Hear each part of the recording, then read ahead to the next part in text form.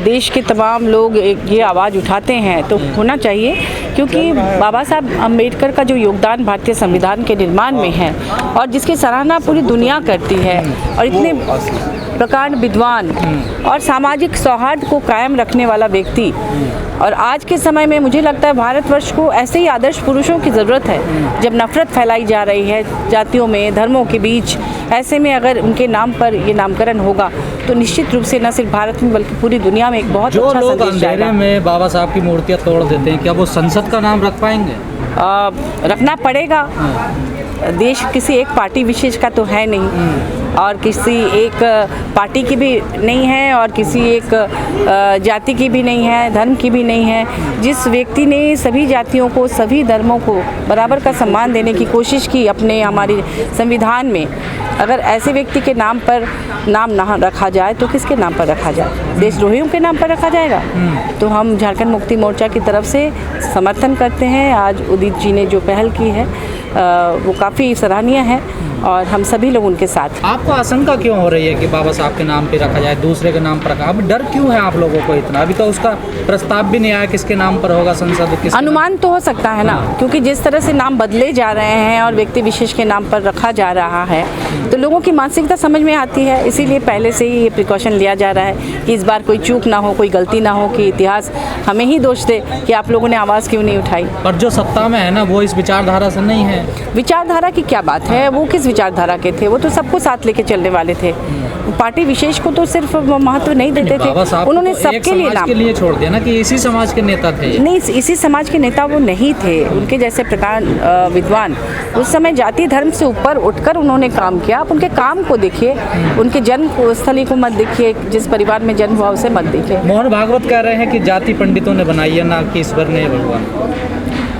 ये तो सही बात है कि व्यक्ति ने ही सब कुछ बनाया है, और आप अगर साइंस पढ़ते हैं तो आप देखिए ना कि हम सभी, चाहे किसी भी जाति धर्म के हों, धर्म के भी हम कह रहे हैं, सभी लोग एक दूसरे के, सबके जिन्स एक हैं। इसे मैं अभी तुरंत साबित कर दूंगी, मेरे पास साइंटिफिक रिसर्च है। लेकिन उसको कहने से क्या फ़ायदा? इस देश में लोग तो आज भी जाति धर्म के नाम पर लड़ रहे हैं। कुछ लोग राजनीतिक रोटियाँ सेक रहे हैं, उसी के नाम पर वोट ले रहे हैं, तो फिर उनको कौन समझाएगा? तो क्या मायने समझे इसके पीछे कोई बड़ी चाल है मोहन भागवत की? क्या वाकई में वो समझ गए हैं कि नहीं, मैं उनके बारे में कोई बात नहीं करती, लेकिन बात यह है कि अगर आप विज्ञान को मानते हैं तो आप देखिए ना, हम सभी भाई भाई हैं, सभी भाई बहन हैं। जिस प्रकार पिछले जो विमर्श कर रहे हैं रामचरितमानस को लेकर या तमाम धर्म ग्रंथों को लेकर, क्या उसका डर सता रहा है मोहन भागवत को? देखिए, ये सब तो मैं क्या कहूँ, आप 21वीं सदी में हम जी रहे हैं, विज्ञान कहाँ से कहाँ पहुँच गए हैं, और हम अपने देश को इस तरह के अंधविश्वास और इस तरह से बेहूदी बातों में ढकेल रहे हैं। हमारी युवा पीढ़ी कहाँ जाएगी?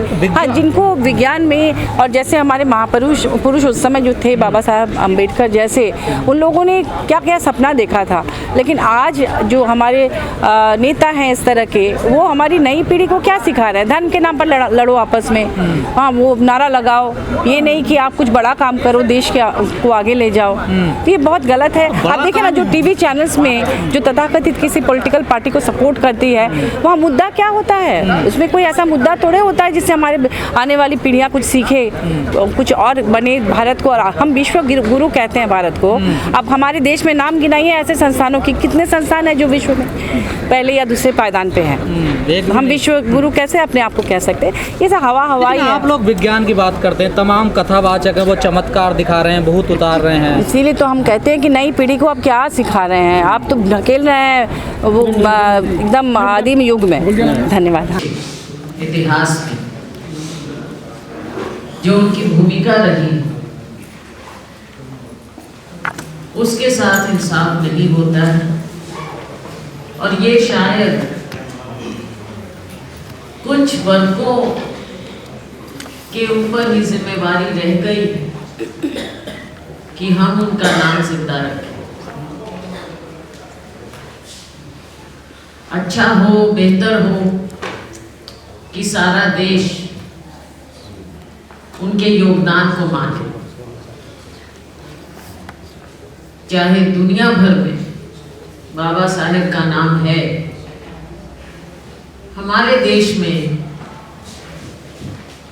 कभी कभी औपचारिकता लगती है। जयंती है, महापरिनिर्वाण दिवस है,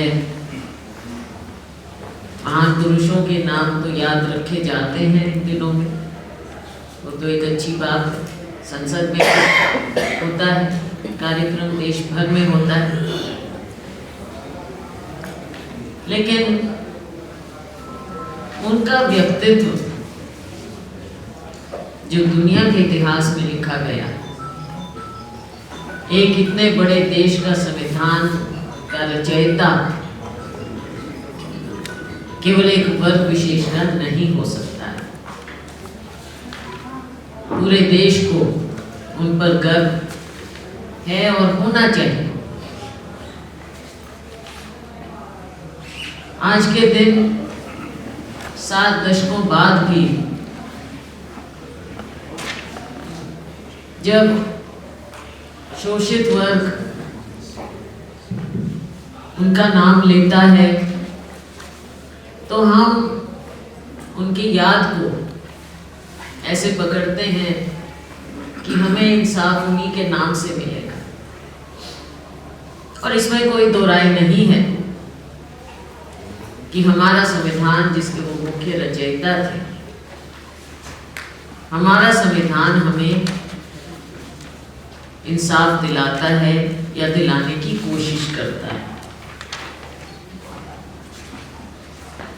आज इस संविधान को बचाने की बहुत जरूरत है। जहां एक ओर इस पर हमला होता है, बदलने की बात होती है, इसका प्रारूप बदलने की भी चर्चा होती है, और समाज में भी एक प्रकार की सोच डालने की कोशिश होती है, तो ये ना केवल बाबा साहेब पर, उनके विचारों पर, बल्कि हमारे संविधान पर एक प्रहार होता है। हमें इसे बचाना है, क्योंकि जो हमारे देश का ग्रंथ है, एक लोकतंत्र का ग्रंथ है, वो तो हमारा संविधान ही है। एक और ये बात, दूसरी और बात है कि इस लोकतंत्र के लिए, लोकतंत्र की का सबसे बड़ा सिंबल क्या है? हमारे देश के लोकतंत्र का सबसे बड़ा सिंबल हमारी संसद है, हमारा पार्लियामेंट है। तो आज अगर हम इस बात को सभी लोग वर्ग विशेष से ऊपर उठकर इस बात को उठाएं और माने उनके योगदान को, तो ये सही होगा, उचित होगा। It will be the fitness of things. Baba Saheb को ना केवल एक प्रतिमा के रूप में, बल्कि उनके योगदान को सच्चे मायने में माना जाए, और इसके लिए हम सभी लोग आज यहाँ पर आए हैं कि नई संसद का नाम, अगर नई संसद को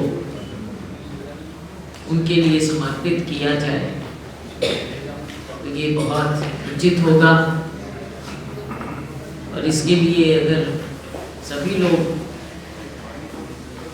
इस बात को उठाएं, ना केवल एक वर्ग विशेष, वो बहुत ही अच्छी बात रहे। और हमारे देश के लिए, देश की एकता के लिए, भाईचारे के लिए, और ये दिखाने के लिए कि ना केवल शब्दों से हो कि जात पात आज के दिन कोई मायने नहीं रखती। बहुत से लोग कहते हैं, भाषणों में कहते हैं, लेकिन भाषण देना एक बात है, कथनी और करनी में फर्क ही नहीं होना चाहिए। ये अगर उन्हें समर्पित हो नई संसद, तो ये बहुत ही उचित कदम होगा। मैं धन्यवाद करना चाहूँगी उदित राज जी का, जो एक बहुत ही अच्छी ये बात उठाई है, और हमें इस मुहिम को उठाना चाहिए, देश भर में लेकर जाना चाहिए। इसको सभी, सारे देशवासी, सारे देश के नागरिक, स्वाधीन भारत के नागरिक, अगर जात पात में विश्वास नहीं रखते हैं, एकता समानता में विश्वास रखते हैं, तो तो डॉक्टर अम्बेडकर को इन सब बातों से ऊपर मानना चाहिए, उनके व्यक्तित्व को मानना चाहिए, एक जो वो विद्वान थे उनको मानना चाहिए, और ये हमारी नई संसद में समर्पित करना चाहिए। आप सभी का बहुत बहुत धन्यवाद।